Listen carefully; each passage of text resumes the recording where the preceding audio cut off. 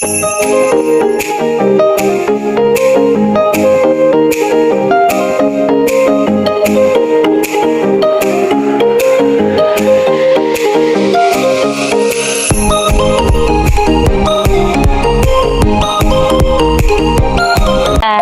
happy Saturday! So, ayan. Gabi na ako nagsimula mag-vlog, guys. Kasi pumasok ako ng work kanina.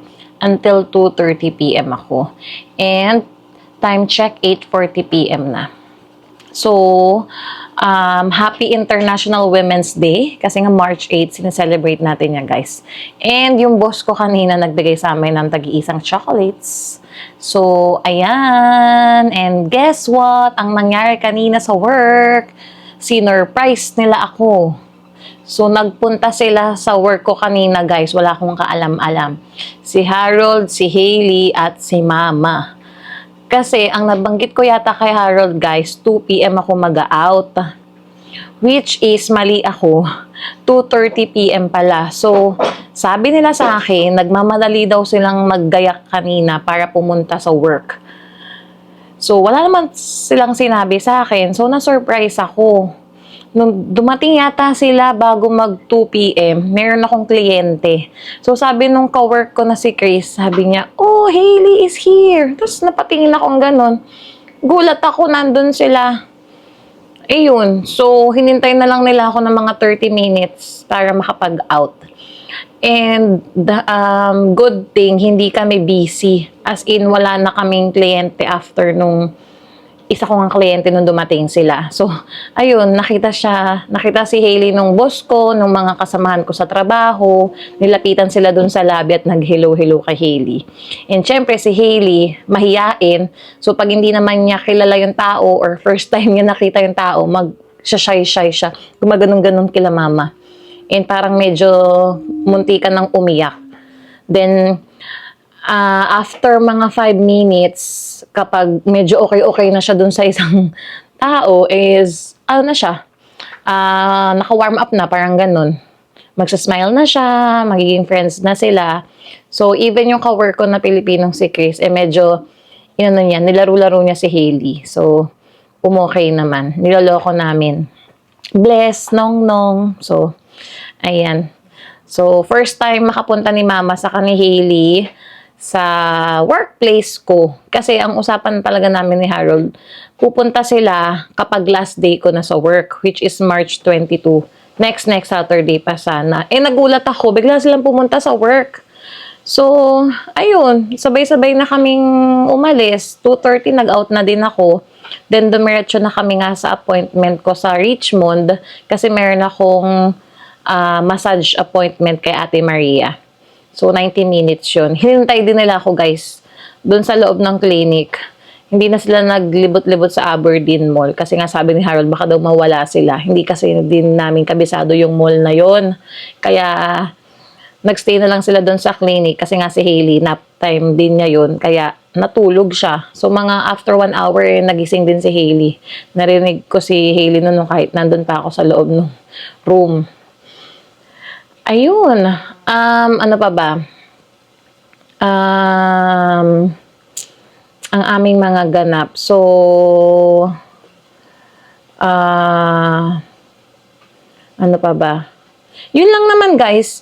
Magkakasabay na kami pumunta dun sa appointment. Kasama ko na nga sila Mama at sila Hailey. Kasi parang sabi ni Harold na instead na umuwi pa daw ako ng bahay, magbabiyaya ako ng 30 minutes. Sinundo na nila ako at sabay-sabay na kami nagpunta dun sa appointment ko. And then after nung appointment ko, ayun, nagkayayaan kumain kasi nga gutom na rin ako. Parang pa-dinner na din yun, natapos na rin yata ako, mga 5 PM na rin ako dun sa appointment ko na 90 minutes massage. So, balak sana namin Jollibee, kaso ayaw na namin bumalik dun sa may Broadway or sa Granville sa downtown para lang mag-Jollibee kasi nga pupunta na rin kami ng Richmond, malapit dito sa bahay. So napag-decidean namin na all-you-can-eat sushi na lang kami sa may Richmond. So, ayun, sakto naman, mag-open yung restaurant ulit ng 5:30 kasi nagsasara sila ng 2 PM. Siguro may cleaning time pa yung nagpe-prepare. And then, ayun, bago mag 5:30, nandun na kami nila Harold, nakapila na kami sa labas. Ang dami na pala ring mga taong nakapila bago mag 5:30. Ganun pala dun guys, dun sa all you can eat. Kasi talagang masarap din talaga naman. Good service din sila, saka okay din naman yung price. So talagang every weekends is dinadayo din pala yun. First time ko kasi magpunta doon ng pa-open talaga sila ng bandang hapon yung 5:30. So, ganun pala dun, guys. And then, paswertihan din sa parking. So, good thing, nakaswerte si Harold sa parking habang naghihintay kami dun sa labas ng restaurant. So, ayun, busog. And nag-live ako nun sa YouTube ko, siguro mga 10 minutes. So, may mga nanood din naman. Ayan, shout out kila Tita Kai na nanood nung live, saka si Kuya Mike, yung isang admin sa Spot Pinoy. So, ayun. And ayun, masaya naman ang aming Saturday. Umuwi na kami after namin kumain kasi nga si Harold 24 hours na siyang gising. Wala pa siyang tinulog nung pag-uwi niya kanina mga 6:30 ng umaga. So ngayon nagpapahinga na siya. Ang gising na niyan bukas para mag-errands kami, mag-grocery. And next time baka dali namin si Hailey ulit dun sa Aberdeen Mall kasi may sinuggest si Ate Maria na parang bear, yung ride na bear na pwedeng sumakay si Hailey pati isang parent tapos yung paikot-ikot dun sa mall. So ayun, baka i-try namin yun. Kasi parang sa age ngayon ni Hailey, hindi pa niya ma-enjoy yung indoor playground. So hindi pa namin siya dinadala sa ganun. Siguro kapag mga 2 years old na si Hailey, ayan, pwede na nang simulan para may makita na siyang ibang mga bata, ganyan, mga ka-age niya. So ayun naman guys. Today, ayan, nagulat lang talaga ako. Pinuntahan nila ako sa work kanina. So, tuwan-tuwa si Hailey nakapaglakad-lakad doon sa aking workplace kasi ang laki ng lobby. And then, pakita ko na lang yung mga clips, guys. Meron akong video. Pati yung doon sa mall kanina, after ng massage, meron akong mga clips kay Hailey, naglalakad siya. Ang bilis-bilis maglakad. So, doon na siya sa stage na lakad-lakad na siya sa mall. Napagod din. Ayun, nakatulog. I-insert ko na lang yung mga clips, guys. Kasi hindi nadala ni Harold tong camera. So, hindi ako nakapag-vlog. Sa cellphone lang ako nag-video. So, ayun. Nag-edit ako ngayon and then upload ko ng isang video. So, ayan, guys. See you tomorrow! What's the color? Bari, iba-iba naman kasi. Give! Give, mommy! Barrow! Oh, good job! Wait! Play, catch! Throw! Whoa, good job! Throw it! throw! Hello guys, happy Sunday! And today is March 9. Time check 2:20 p.m. Daylight saving time na kami. So, spring forward na. Plus 1 hour na kami ngayon. Dapat 1:20 p.m. pa lang eh. So, plus 1 na, 2:20 p.m. And ngayon pa lang kaming lalabas mag-errands. Nag-sleep in kami kanina. Kaming dalawa lang ulit muna ni Harold. Si Hailey matutulog kasi yun, nap time niya. May open house sila, oh. Saan kaya to? Oakwin Realty naman, oh. Diyan ba yun sa may atin? Nakita mo ba yung ano niya? Dalawa. Pag Sunday talaga, ang daming open house. Saan tong 13 minutes? May pupuntahan lang ako kasi Slight right on West 70th Avenue. Ha? Signs for British Columbia Ferries, British Columbia 99 May dadaanan pa pala kami guys bago ang grocery. Make a slight right onto West 70th Avenue. Signs for British Columbia Ferries, British Columbia 99 South. Ayun, ang gas namin, 177.5. $1.77 per liter. And buti medyo tumila na yung ulan guys. Ayan, kasi nagsimula tong ulan Friday ng gabi. Ayan, yun ang forecast eh. Rainy kaming weekend. May atmospheric rain na naman daw. So ayan, sana medyo mag-clear up ang sky. Tinaon pa talaga ng ulan ang weekends. Pero kahit may ulan guys, ang dami pa ding lumalabas. Sanay na talaga dito sa rain cover. Eh, kagabi nga, di ba? I mean, kahapon nga eh. Bigla nila akong sinurprise eh. Pumunta sa work. Nakapunta pa kami sa mall. I mean, nakapunta pa kami dun sa mall dahil nagpa-massage appointment ako and then nakakain pa kami dun sa Eat All You Can. All You Can Eat Sushi. Sarap talaga dun, no? Next time, iba naman, Han. Parang ilang beses na nakakain dun. Thrice na yata. Si Harold saka si Mama twice na. Sulit na din siya. And, ayun nga pala guys, ang bilis ko na ibenta sa marketplace ng aking pabango. So, binenta ko yung dalawa.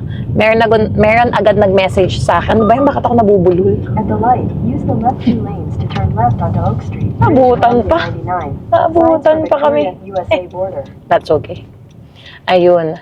Naibenta ko kaagad yung dalawang pabango. Si Jimmy Choo, saka si J-Lo na still. So, pinost ko siya ng $100. So, parang $50 each. Merong nag-message agad sa akin. Nakikipag-deal kung 2 for 80. Kukunin na niya. Sabi ko muna, firm price, 100. Tapos biglang nag-message ulit. Nakipag-negotiate. Okay, I will get it $90. Ibinigay ko na. So, ayun. Ngayon, kinuha din niya right away. After 10 minutes, kinuha na niya. So, ayun, naibenta natin. So, parang naka-gain ako ng $50. Kasi yung isang peraso lang nun is 21 something. So, parang 42 or $43. Naibenta ko pa ng 90. O, diba? Iniwan ko yung isa yung Versace. Pinag-iisipan ko pa kung ibebenta ko rin ba siya or ikikip ko. Ayun. Ilang oras mo din tatrabahuhin yung $90 ah. At least kumita ako dun. Ito may sinabi mo hang na-aspaltuhan na nila? Yung daan? Hindi, yung lubak lang. Ay, yung lubak lang pala. Yeah, kasi lagi kami nagbabump dun eh, pag dumadaan.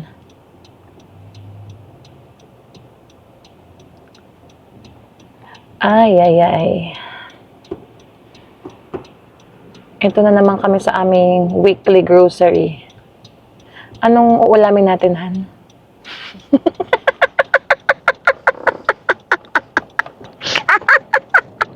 Wala naman. Ito na naman po kami. Siya daw taga-isip. Mga tagaluto.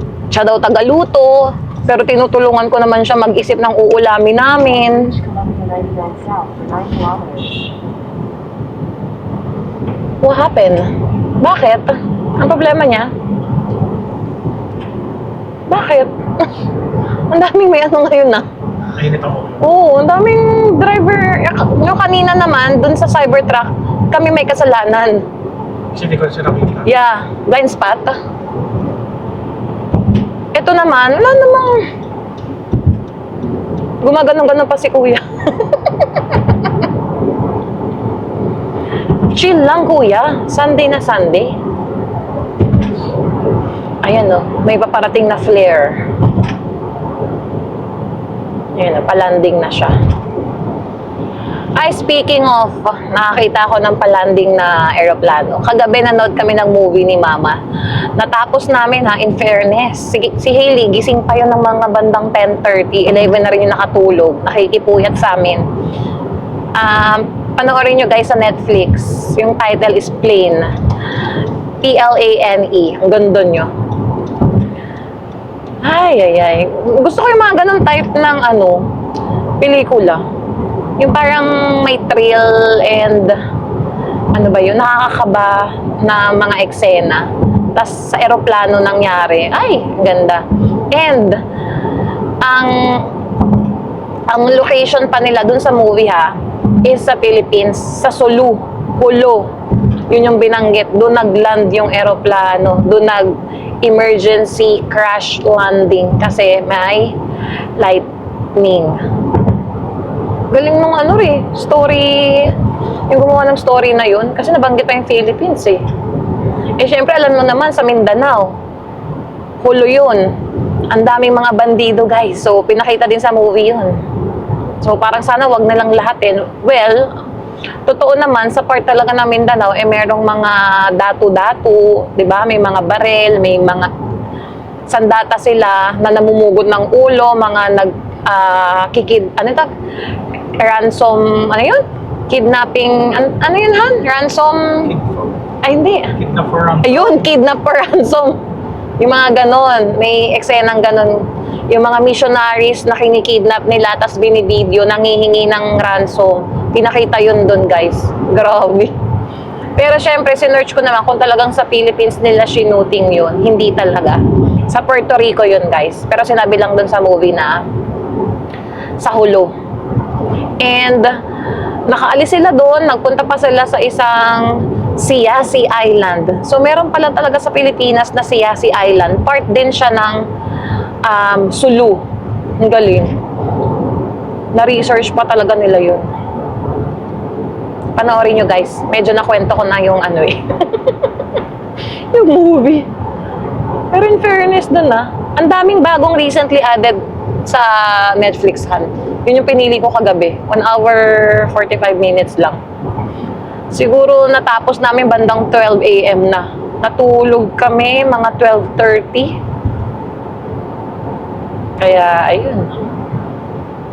Aba, highway na itong dinadaanan natin,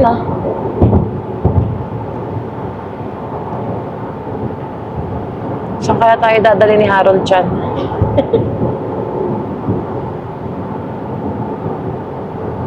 Parang binibreak in na naman si Lexi, Ha? Di naman. Saan na ba tayo? Bandang... Ano na to Steveston Highway. Ito po, yun yung bumusina sa atin. Naabutan pa naman natin. Madali siya. Yung CRB? Ayun, yung itim. Yeah. Hayaan mo na siya. Hayaan mo siya. Wala ka naman. Tapos, bagal-bagal naman ito. Hayaan mo siya. Matanda na kasi. Puti. Tanda. Yeah, matanda. Nagagano'n pa sa akin. Nakita ko siya eh. Bakit hindi ba kayo pwede magsabay doon? Doon sa stop Oo. Ano po dyan? Kaya nga eh. Trip niya. Lagi naman ganun sa daang yun eh. Sabay kayo pag nag-go na yun eh. In 3 kilometers, Mainit ulo ni Lolo. Steveston Highway. Steveston Highway. Ito Ay, may nadaang bus pala dito. Napadel siguro. Pa-Delta. Saan ba tayo? Richmond? Pero daan mo highway. Delta. Ano to? Nakita mo sa marketplace? Hello. Ha? May kausap ka na dito? Obo! Ayos Okay lang. Dala mo yung cash mo dyan? Naku, hindi iniwan ko. Hindi mo. Kasi pina-flat ko kay Mama dahil karampol. Hindi ko naman alam na kailangan mo ng cash. So, wala. Hindi ko. Bala ko sana dalhin kasi gusto ko magpa-drive sa'yo sa Shoppers. Sabi ko, well, meron namang debit card. Saka pwede ko mag-i-deposito yun tomorrow. Hindi ko na dinala. Kung pinaalala mo, dinala ko sana. Titingin lang naman ako. Okay. Titingin lang ha? Titingin lang ha? Meron talaga siya. Ano? Ano ba yun? Para sa kotse na naman? Di pa ba natapos tong pagpapaganda kay Lexi? Hindi natanggal kasi yung pintura doon sa likod. Tatakpang ko na lang ng sticker. Sticker, Pang-wrap. Okay. Kasi bumili ako ng napakamahal sa... Honda? May nakita ko nagbebenta sa marketplace, mga rita-ritaso. Oh? Baka may ano yan, parang talyer or... Meron siyang wrapping business. Oh. May mga pinagtabasan, extra. Binibenta niya. Oo. May kakasya. Ano yung kakulay ni Lexi? Hindi. Itim. Yung konti na lang daw. Tingnan natin. Okay. In 600 meters, take exit 32 for Steveston Highway. A few moments later. Okay, nakapunta na kami sa gustong puntahan ni Harold, guys. Hindi ko na na-vlog. And then, nakita ko mayroong malapit na bulk burn. Let's go! Iniwan na ako ng isaw. Teka. May bibili na ako dyan eh.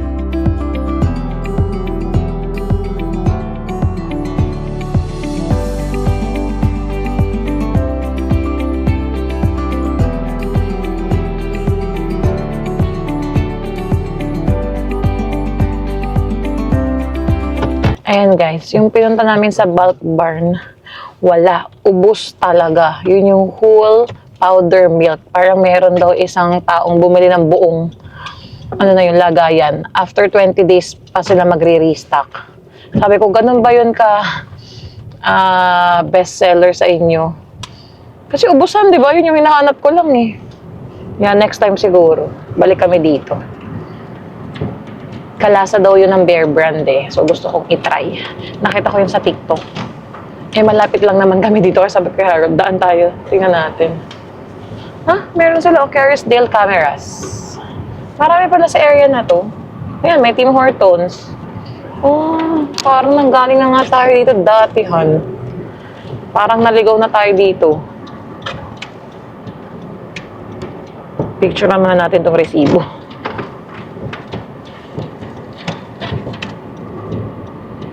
Yan. Take the next right onto Steveston Highway. Ito yung binili ko guys, so. Green, ano siya, parang juicy apple rings. Sour. Mahilig talaga ako sa mga asim na candies. Ang dami na niya, pero $4.98 lang. Left to stay Not on bad. Steveston Highway. Ayan na, umuulan na. Costco na kami guys.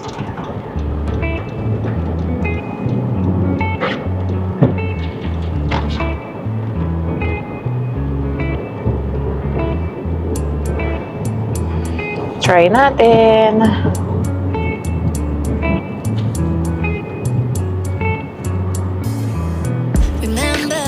Malulula ka sa ano nila. Wild and free, basic getting sprung. We used to dance the night, hang out the whole next day. Lalo na. Ay, gusto ko to. Maasim. And fun.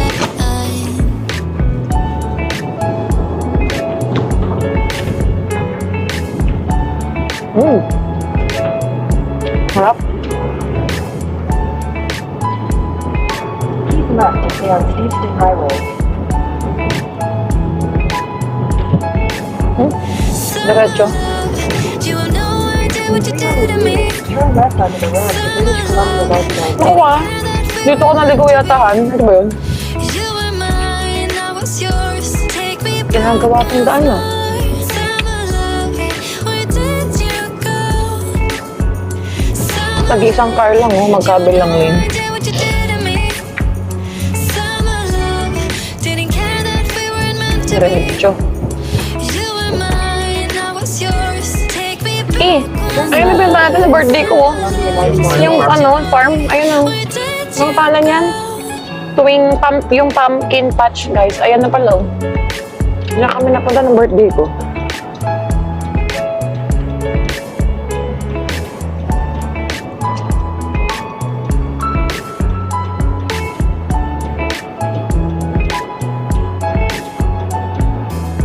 remember the days we were young, wild and free, basic getting sprung. We used to dance the night away, hang out the whole next day, laughing, having fun. Summer love, you have no idea what you did to me. Takip nila sa mga Summer Nasaan? didn't care that we Ah. were meant to be. Yung, You were mine. naman tawag dyan? Take me back. Steel na, ano ba yan? Oo, ganun.